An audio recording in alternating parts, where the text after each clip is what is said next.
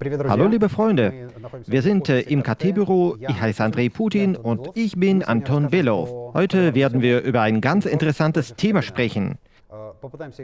Wir werden Pimcore und Akeneo vergleichen. Wie unterscheiden sich voneinander diese Systeme und was ist ähnlich?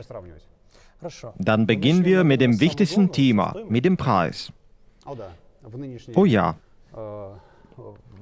das ist doch so wichtig zu unseren heutigen Coronavirus-Zeiten. Erstmal kommt Pimcore. Pimcore ist kostenlos. Hier muss man was sagen. Pimcore kostet 7.000 Euro pro Jahr, wenn Sie auch SLA und Consulting brauchen. 7.200 pro Jahr, aber nicht für den Programmcode. Programmcode erhalten Sie gratis. Pimcore Enterprise enthält die meisten Consulting-Funktionen, zum Unterschied von Akeneo. Akeneo kostet unterschiedlich 30.000 bis 50.000 Euro pro Jahr, abhängig von Ihren Umsätzen. Schreibe mal 40.000 pro Jahr. Ich schreibe beide Zahlen und ich habe kein Problem damit. Akeneo hat eine kostenlose Version und eine kostenpflichtige Version. Diese Versionen sind absolut identisch, bis auf einzelne Module. Andersrum, Enterprise hat mehr Module als Community. Das war's. Was die Architektur und die Produktivität anbelangt, das ist immer noch das gleiche System. Und es ist wichtig, dies zu wissen. Wenn Sie ein großes Unternehmen haben und die ganzen Funktionen von Enterprise nicht brauchen, dann können Sie ruhig die Community-Version nehmen. Der nächste Parameter zum Vergleich wäre MDM. Hier müssen wir von vornherein sagen, dass Pimcore ein Master Data Management System ist. Und zwar ein System, wo Sie mit beliebigen Daten arbeiten können. Es ist völlig egal, welche Daten Sie brauchen. Einzelne Artikel, User, Marketing, beliebige Entitäten, beliebige Klassen, alles, was Sie anlegen wollen, können Sie über Pimcore steuern. Die Philosophie von Pimcore ist so, dass dieses System mit beliebigen Daten arbeiten kann. Akeneo ist aber ein MDM-System. Es ist ein klassisches PIM-System, welches nicht mit allen Daten arbeiten kann. Hier gibt es gewisse Regeln, die man berücksichtigen muss. Und jetzt zum Thema Workflow. Ich möchte aber noch ein paar Worte hinzufügen. Wie gesagt, das ist ein klassisches PIM-System. Das bedeutet, für die einfachen Aufgaben wird auch die Box-Solution ausreichen. Wenn es um die Kleidung oder die Schuhe oder andere einfache Artikel geht, dann kann Akeneo alles, was auch die anderen PIM-Systeme können. Wenn es aber um die großen oder komplizierten Artikel geht, Möbel oder Waren, die aus mehreren Einzelteilen bestehen, dann werden Sie damit Probleme haben. Die Standardlogik würde für alle Cases nicht ausreichen. Und es geht nicht nur um die einzelnen Artikel. Viele Kunden sagen, dass sie nicht nur ein PIM-System brauchen, sondern auch andere Metainformationen pflegen wollen. Es geht zum Beispiel um die Anzahl der Aufrufe, Popularität der Ware, Feedback über die Produkte. Das Ganze und auch der Preis wird nicht als Information über den Artikel betrachtet. Der Preis im PIM-System ist der empfohlene Preis für Einzelhandel. Das ist ein Merkmal des Artikels. Das bedeutet produktbezogene Information. Wenn es aber noch einen speziellen Preis für einen konkreten Kanal gibt, für Wildberries oder Ozon, oder noch einen Preis für die eigene Internetseite, und noch ein Preis für die Aktion und noch ein Preis für die Großkunden. Diese Informationen sind unmittelbar mit dem Produkt nicht verbunden. Diese Informationen gelten für den Kanal, in dem der Artikel verkauft wird. Die gleiche Geschichte mit Beständen. Akeneo ist ausschließlich auf das Produkt orientiert und Pimcore lässt unterschiedliche Daten integrieren und hat sogar spezielle Berichte. Nächster Punkt, Workflow. Workflow ist eine Reihenfolge von Handlungen, bezogen auf das Produkt. Wenn Sie zum Beispiel etwas validieren wollen, wie funktioniert das? Ich habe zum Beispiel ein gewisses X-Merkmal ausgefüllt, aber wir haben uns von vornherein vereinbart, wenn ich etwas ausgefüllt habe, dann soll der Anton diese Daten nochmal kontrollieren. Das wäre schon ein Workflow. Aber es gibt auch kompliziertere Prozesse. Ich darf die Merkmale zum Beispiel erst dann ausfüllen, wenn andere Merkmale schon ausgefüllt sind. Oder wenn die Daten aus ARD spätestens 30 Tage vor dem heutigen Tag geliefert worden sind. Das wäre Paradebeispiel für einen Workflow. Du füllst es aus, ich muss das nochmal genehmigen, dann wird es freigegeben. Dabei gibt es noch gewisse Checklists für diesen Artikel. Darüber hinaus kannst du mit Validation Workflow auch ein Retour machen. Anton kann zum Beispiel sagen, dass dieses Merkmal möglicherweise nicht richtig ausgefüllt worden ist. In diesem Fall muss ich das noch einmal überprüfen. Als Warnung bekomme ich einen gewissen Status. Ich sehe die Meldung und ich korrigiere meine Fehler und dann kann ich das wiederum weiterleiten. Wenn Anton das Ganze validiert hat, dann kann die Ware in irgendeinem Kanal veröffentlicht werden. Okay, wie schaut Workflow in Pimcore aus? Workflow in Pimcore ist sehr, sehr flexibel. Da gibt es Regeln und Begrenzungen für Workflows. Zum Beispiel, wenn man diese überhaupt starten darf. Verifizierungsregeln für einzelne Felder, für einzelne Entitäten, für einzelne Ereignisse oder Handlungen. Auch berechnete Handlungen und Handlungen über API. Das bedeutet, dass wir in Pimcore praktisch eine neue Klasse anlegen können mit einzelnen Aktionen und Workflow-Einstellungen. Und das ist absolut normal, da der Operator die Workflows-Einstellungen nie selber macht. In Akeneo sieht alles einfacher aus. Es gibt zwar Workflow, aber nur in Enterprise. Deswegen ein Minuszeichen für die kostenlose Version und ein Pluszeichen für Enterprise. Obwohl diese Funktion auch hier ziemlich einfach realisiert wurde. Unter dem Motto, du hast etwas ausgefüllt, ich habe es kontrolliert, dazu noch ein paar Kontrollen, ungefähr so. Ja, ungefähr so. Und jetzt möchten wir ein paar Worte über DAM sagen. PIM-System ohne DAM ist kaum vorstellbar, obwohl Akeneo Community auch ohne DAM leben kann und sie halten es für normal.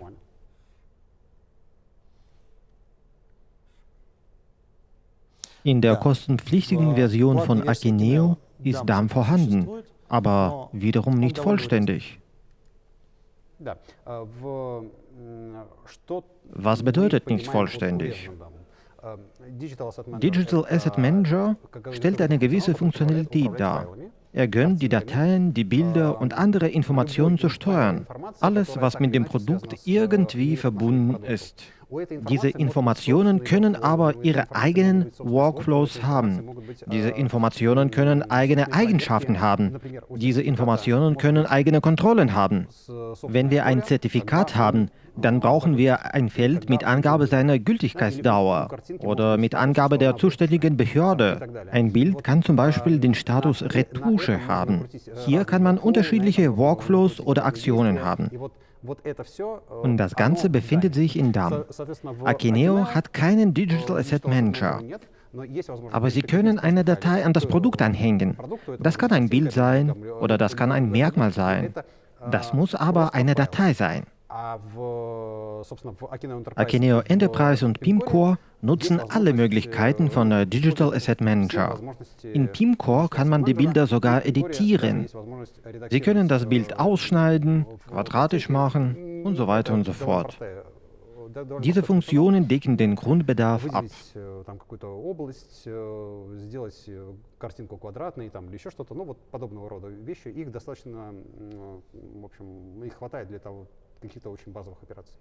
Okay, nächster Punkt, Hierarchie. Meinst du hier die Hierarchie von Merkmalen?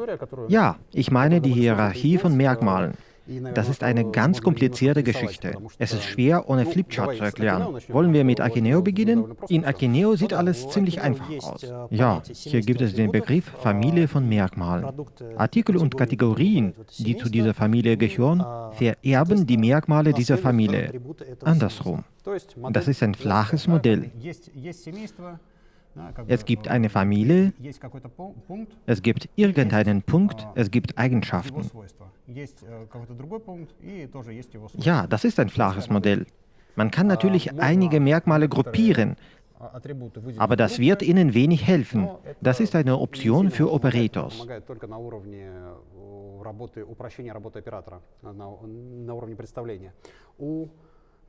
Pimcore hat eine ganz andere Philosophie.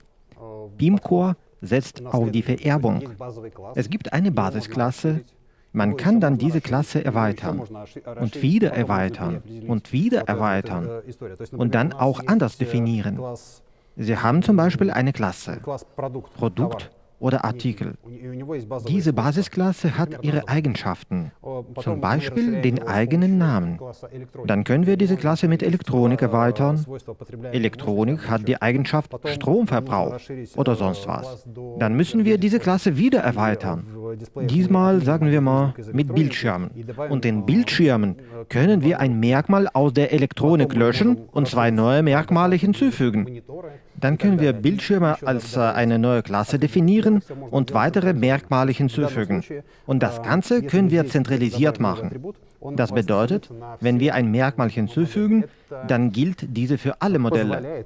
Somit kann man auch komplizierte Zusammenhänge zwischen Objekten konfigurieren. Nehmen wir an, Sie haben ein Produkt und eine Anzahl von Merkmalen, zum Beispiel Sofas mit Stoffen und Farben. Es kann sein, dass ein Sofa nur konkrete Stoffe und Farben haben kann. Es ist oft der Fall, wenn die Ware zu einer konkreten Preiskategorie gehört. Das sind also die komplizierten Zusammenhänge. In Akeneo wird es ganz flach aussehen. Wenn Sie für das Sofa gewisse Begrenzungen brauchen, dann müssen Sie ein Sofa mit dem Satz von konkreten Merkmalen anlegen. Wenn die Zusammenhänge zwischen Objekten zu kompliziert sind, dann muss man den Operator von dem Fehler schützen und seine Möglichkeiten begrenzen. In diesem Fall bekommt er nur eine begrenzte Anzahl von Stoffen. Andersrum. Generell haben wir eine große Liste von Stoffen, aber für dieses konkrete Sofa existiert nur diese konkrete Liste. Dabei muss man auch auf die gleichen Merkmale passen. Oder noch ein Beispiel. Ein Kunde von uns ist Netzbetreiber und er hat einen Tarifplan. In diesem Tarifplan gibt es jede Menge von regionalen Ausnahmen. In dieser Region kostet Roaming so viel, in der anderen so viel. Ziemlich kompliziert also. Okay, dann das nächste Thema, API. API in Akeneo ist ziemlich einfach. Da sind normale administrative Funktionen. Die gleiche Systemsteuerung, aber in diesem Fall über den Interface. In Beamcore sieht es anders aus. Da ist API völlig customized. Leitprinzip von Beamcore wäre Connect Everywhere. Sie können hier einen beliebigen API konfigurieren. Dieses Konzept unterscheidet sich von Akeneo, wo Sie einen fertigen API bekommen. Nächster Punkt, Calculated Fields. Was ist das? Calculated Fields. Darüber sollten wir ein bisschen ausführlicher sprechen. In Beamcore gibt es Calculated Fields. Man kann diese Felder an äußere Systeme anbinden, zum Beispiel über API. In Akeneo gibt es diese Felder aber nicht. Ja, da ist alles sehr einfach. In Akeneo Enterprise gibt es Merkmale mit Merkmalen. Andersrum, Bilder mit untergeordneten Feldern. In Beamcore ist es auch möglich. Akeneo verkauft das aber als Features, welche nur mit Enterprise gekauft werden können. Okay, Calculated Fields gibt es in beiden Lösungen. In Beamcore sind diese aber flexibel. Und das sind richtige Calculated Fields. In Akeneo sollte man diese eher als References bezeichnen. Und nur in Enterprise, ja. Und das letzte und das komplizierteste Thema, PXM. Keiner von den Kunden kann es verstehen, was PXM bedeutet. Und es gibt auch nicht so viele Quellen, wo es verständlich erklärt wird. PXM bedeutet Product Experience Manager. Er ist auf den Kunden orientiert und auch auf die Daten, die für den Kunden relevant sind. Das gleiche Produkt kann unterschiedliche Beschreibungen haben, die für unterschiedliche Kunden geeignet sind und auf unterschiedliche Segmente orientiert sind. Im MDM-System gibt es ein Produkt, welches unverändert an die unterschiedlichen Quellen geschickt wird. Bedingt unverändert. Kann sein, es werden einige Merkmale hinzugefügt oder gelöscht. Das ist aber nie das heutige Thema. Ein PXM-System funktioniert anders. Dort sieht es folgenderweise aus. Wir haben eine Ware und wir haben eine Menge von Darstellungen dieser Ware. Und an die Quellen werden diese Darstellungen geschickt. Wollen wir ein konkretes Beispiel anführen? Ein Stift. Ja, das ist ein Stift. Er hat seine Eigenschaften. Wie kann man diesen beschreiben? Er ist schwarz. Unser Marketing möchte Informationen über diese Ware in Instagram publizieren. Auf 2 Seiten. Eine für Mütter, eine für Geschäftsleute. Jeweils eine Darstellung. Entweder ein Video oder irgendeine Beschreibung. Für Mütter werden wir schreiben, dass es ein sehr nützlicher Stift ist. Für jedes Zuhause. Das ist ein Bio-Stift, das ist ein Ökostift. Sie verstehen schon die Idee? Und für die Geschäftsleute werden wir schreiben, dass dieser Stift 60 Kilometer schreiben kann. Oder Sie können den Stift in einer beliebigen Position nutzen und er wird trotzdem schreiben. Der Stift ist permanent. Dazu noch irgendwelche besondere Eigenschaften. Der gleiche Stift, aber ganz unterschiedliche Positionierungen. Für Marketing wäre es wichtig, diese 2 Positionierungen irgendwo pflegen zu können. Wo wird aber diese Information gepflegt? Es gibt keine speziellen Systeme. Diese PMX-Daten, PMX bedeutet Product Experience Manager, werden in den modernen PIM-Systemen gepflegt. Wie schaut es mit PMX in PIM-Core aus? In PIM-Core haben wir aber Franklin. Nein, Franklin ist in Akeneo. Oh mein Gott, richtig. In Akeneo gibt es Franklin und Onboarder, 2 verschiedene Tools. Franklin arbeitet mit der Information aus offenen Quellen. Wir brauchen also zusätzliche Informationen und wir möchten diese automatisch sammeln. Onboarder ist ein Tool für die Lieferanten, damit sie Informationen über den Stift selber einpflegen könnten. Und wo ist unser Marketing? Marketing sitzt im PIM. Die ganze Information geht nach PIM und wird dort gespeichert. In Akeneo PIM. Diese Daten lassen sich so integrieren, dass wir später verschiedene Informationen auf verschiedene Kanäle schicken können werden. Ich möchte was dazu sagen. Franklin und Onboarder sind die Funktionen von Akeneo Enterprise. In Community gibt es auch eine Möglichkeit, PXM zu benutzen. In diesem Fall muss man aber die Beschreibungen manuell erfassen, ohne Franklin und Onboarder. Dafür kann man diese Beschreibungen zwischen einzelnen Kanälen verteilen. Man kann einige Connectors schreiben. Ja. Man muss es aber betonen, dass beide Systeme, sowohl PIM-Core als auch Akeneo, Open-Source-Systeme sind. Sie möchten vielleicht fragen, ob Sie Celisfy oder die russische Brandcode nutzen können. Man könnte diese tatsächlich nutzen. Das sind aber Cloud-Lösungen. Als Subscriber bekommen Sie die Funktionen, die in dem Cloud schon vorhanden sind. Dafür befinden Sie in einem fremden Informationsumfeld. Nicht alle Firmen können damit leben. Für manche ist es durchaus okay, auch für die großen Unternehmen wie zum Beispiel für Unilever. Aber PIM-Core und Akeneo funktionieren innerhalb ihres Sicherheitskreises. Und das sind Open-Source-Systeme. Und wenn Sie diese erweitern wollen, dann können Sie es problemlos machen. Und wie schaut es mit PXM in PIM-Core aus? Wie immer in PIM-Core. Sehr, sehr flexibel. Das dargestellte Modell ist ein Leitprinzip für PIM-Core. Wir kennen das Produkt und wir können das Produkt umdefinieren. Mit DAM, mit Informationen über Segmente. Und die Masterdaten werden in PIM-Core sehr gut gepflegt. Nach Segmenten und Nutzer. Alles lässt sich kombinieren. PXM in PIM-Core. Das ist Einsatz von unterschiedlichsten Klassen mit zusätzlichen Informationen über das Produkt.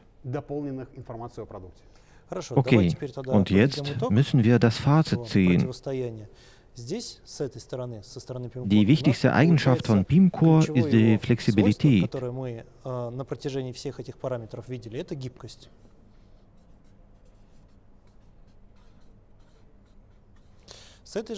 Bei Akeneo ist es eher die Einfachheit. Und erstaunlich ist Folgendes. Pimcore ist ein sehr flexibles Produkt. Auch der Interface ist flexibel. Sie können diesen so einstellen, wie es Ihnen passt. Gemocht wird aber Akeneo. Das sind aber Sachen, die miteinander verbunden sind. Wenn du eine große Flexibilität hast, dann kann dein System zu komplex werden, was auch zu gewissen Schwierigkeiten führen kann. Du musst von vornherein tausende Varianten haben, die später vielleicht in Anspruch genommen werden. Wenn das System einfach ist, dann verlierst du an der Flexibilität. Und wenn du Extras haben willst, dann musst du das System nacharbeiten. Absolut richtig. Und das ist der wichtigste Unterschied. Wenn Sie es einfach haben wollen, dann müssen Sie sich für Akeneo entscheiden. Wenn Sie aber maximal flexibel sein wollen, wenn Sie mit komplizierten Workflows arbeiten werden, wenn Sie eine große Anzahl von Informationssystemen haben und wenn Sie mit vielen unterschiedlichen Informationen arbeiten, dann sollen Sie sich für Pimcore entscheiden. Gut, ich glaube, hier könnten wir Schluss machen. Wir werden gerne auf Ihre Fragen in den Kommentaren antworten. Пока.